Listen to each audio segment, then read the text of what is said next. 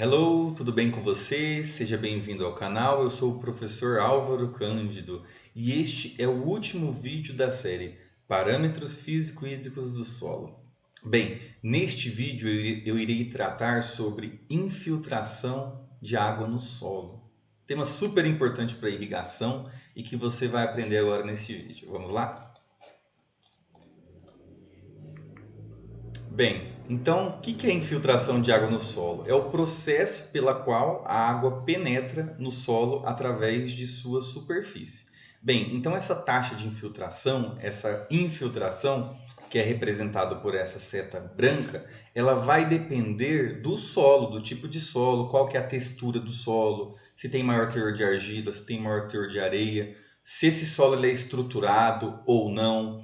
Dependendo se esse solo foi gradado, se é plantio direto, tudo isso vai interferir na infiltração de água no solo. Então perceba que aqui pela seta verde é representado a chuva, precipitações ou irrigação. Então, essa precipitação ou irrigação, quando ela é maior do que a capacidade de infiltração, ocorre o escoamento superficial e é algo que nós não queremos. Nós gostaríamos que toda a água que chegasse ao solo por chuvas ou irrigação fosse infiltrada. Isso porque o escoamento superficial ele proporciona o carregamento de partículas, nutrientes, ocasiona erosão, assoreamento dos rios, contaminação dos rios, prejudica as estradas. Então, assim, tem muitos prejuízos. E quando a água consegue infiltrar no solo, nós temos nós enchemos o nosso reservatório solo com água que depois é disponibilizado para as plantas e também ocorre o abastecimento do lençol freático. Tudo bem? Então, assim, a chuva, nós não conseguimos controlar a quantidade que chega no solo, mas da irrigação nós conseguimos. Então, o que se espera são sistemas de irrigação bem dimensionados para que as taxas de aplicação não exceda a infiltração. Então, isso é muito assim ligado com os métodos de aspersão. Então, o método de aspersão, no caso pivô central, aspersão convencional, o carretel enrolador. Então, todos esses métodos, eles pulverizam a água em forma de jato, né, que simula chuva. Então, a lâmina aplicada por tempo não pode exceder a capacidade de infiltração do solo. Já nos métodos de irrigação por superfície, se busca solos com uma infiltração mais reduzida. Isso porque a água ela é distribuída pela própria superfície. Por exemplo, o método de sulco, de inundação, ok? Então, nesses sistemas de irrigação por superfície, se houver uma alta infiltração, vai haver grandes perdas e também uma reduzida eficiência da irrigação. Então, a velocidade de infiltração ela é o parâmetro que indica o comportamento da lâmina. Então, ela é uma relação de lâmina d'água, centímetros por hora ou milímetros por hora. Então, no início, a velocidade de infiltração ela é mais em função da umidade e da cobertura. Depois, ela passa a ser função da estrutura e textura do solo. Então, aqui nessa figura, no eixo X, é o tempo de duração da infiltração. E no eixo Y, no caso, é a velocidade com que a água se infiltra no solo. Então perceba que se um solo estiver quase seco totalmente e ocorrer ali uma irrigação ou uma chuva, no início a velocidade com que a água se infiltra no solo ela é elevada, ali, próximo de 110. Porém, com o decorrer do tempo, essa velocidade de infiltração ela vai reduzindo até um valor quase que constante. Esse valor quase que constante, ele é chamado de velocidade de filtração básica, conhecida como VIB. E quando se faz então uma irrigação por aspersão, essa VIB é considerada. Então a intensidade de aplicação de um aspersor, ou seja, quanto de água que o aspersor aplica por tempo, por exemplo, o aspersor aplica 30 milímetros por hora. Isso vem no catálogo. Se o solo possui uma velocidade de infiltração de 20 milímetros por hora, eu não posso escolher esse aspersor. Eu preciso, então, se o solo suporta, se tem uma VIB de 20 milímetros por hora, o meu aspersor tem que ser no máximo até 20 milímetros por hora. Senão vai ocorrer o quê? O escoamento superficial. Então aqui, a partir da VIB, seleciona-se os aspersores. Então essa daqui é uma figura de um exemplo de um catálogo, né, de um aspersor. Então perceba aqui a intensidade de aplicação desse aspersor em milímetros por hora. Esse aspersor, com esse bocal, ele possui a intensidade de 17,36 até 21,25. Se o solo que eu vou utilizar lá, esse aspersor, ele possui uma VIB de 15 milímetros por hora, eu não posso utilizar esse aspersor, senão vai ocorrer o escoamento superficial. Já se o solo possuir uma intensidade de aplicação de 25 milímetros por hora, eu posso utilizar esse aspersor, né? Porque nenhuma vai ultrapassar, nenhuma lâmina. Lembrando que essas lâminas são diferentes, porque são para pressões de funcionamento do aspersor diferentes. Então aqui uma tabela de classificação, VIB muito alta, maior que 30 milímetros por hora, e VIB baixa, menor que 5 milímetros por hora. Então aqui na segunda é a classificação em função da textura do solo. Então solos arenosos possuem maior VIB que os solos argilosos.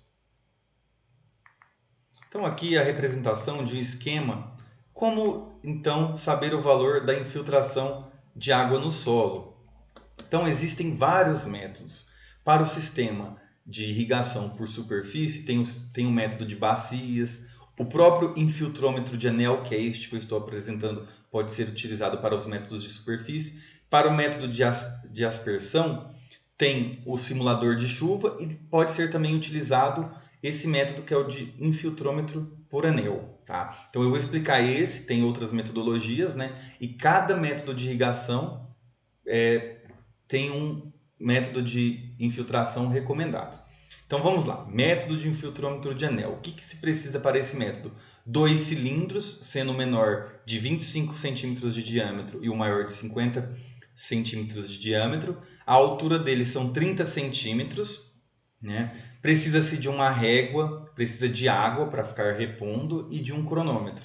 Então como que se realiza? Primeiro crava-se esses anéis no solo. Então eles têm 30 centímetros de altura, então crava 15, metade. Então eles vão ficar com 15 centímetros para cima da superfície do solo.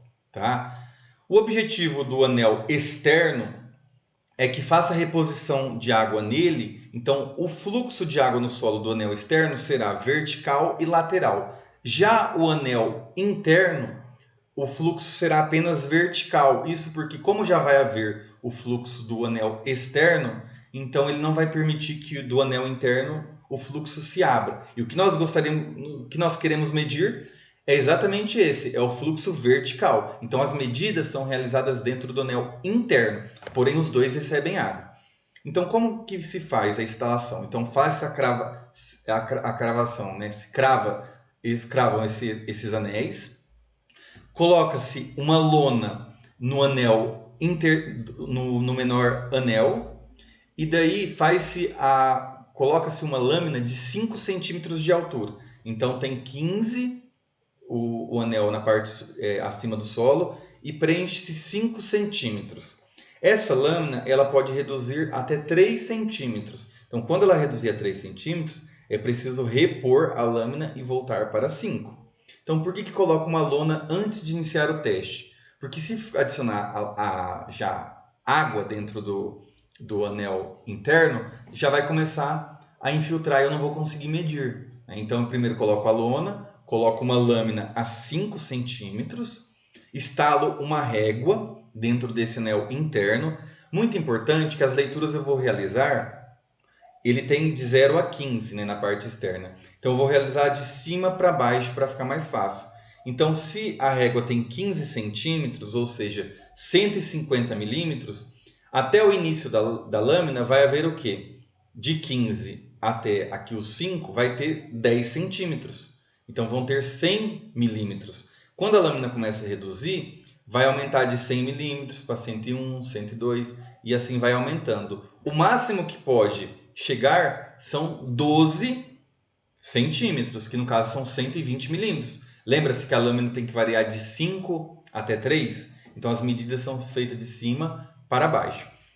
Então depois que está tudo instalado, a lona, a lâmina com 5 centímetros, a régua está instalada, cronômetro na mão, eu aplico água no anel externo a 5 centímetros e retiro a lona e solto o cronômetro. O que vai acontecer então? Então eu vou começar a preencher uma tabela. Então qual que é o exemplo dessa tabela aqui? Então, ó, percebam bem, começou o teste 9 horas, então é 0 ainda, a régua está com 100 milímetros, então não teve diferença ainda. Aí a minha segunda leitura, depois de 5 minutos, então intervalo 5 minutos, a lâmina foi para 107, ou seja, estava aqui, desceu 7 milímetros. Então qual que é a diferença em milímetros? 7 milímetros. E assim vai acontecendo, ó, depois de mais 5 minutos, 9, 10, foi a 114, mais 7. 9,15, né, depois de 5 minutos, foi para 119. Então, estava o quê? 114 foi para 119. Então, a diferença foi 5.